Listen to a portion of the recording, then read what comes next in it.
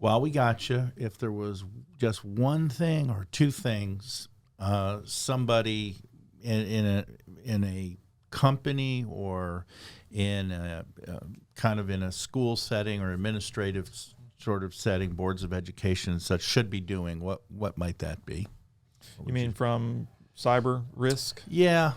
Besides engaging, with your company, just what should they be thinking about and doing on their own? So the hardest lesson that I think we've all learned, and this is going to be applicable regardless of the organization that you're with, regardless of the business that you may be engaged in, whether it be a business or not. The thing that we've really learned in the last couple of years is great IT can't fully prevent a breach.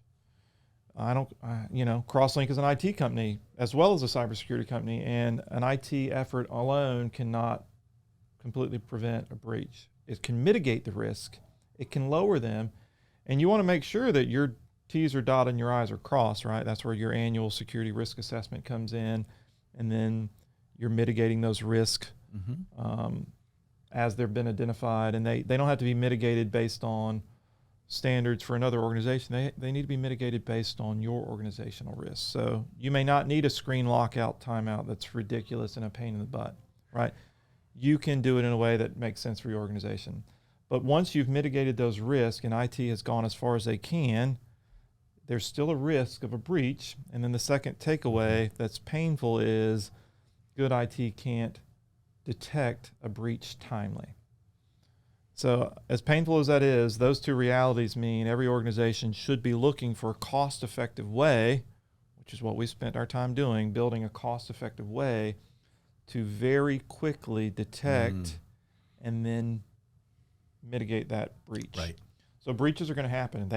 If they happen to the organizations, I won't even name names, if they happen to the organizations that they happen to, they're going to happen to our neighbors, to folks watching this podcast. And it's not because your data is so incredibly valuable.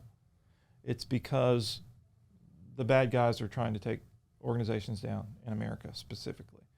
So your IP address and your location on the World Wide Web makes you a target. It's not even how valuable your data is.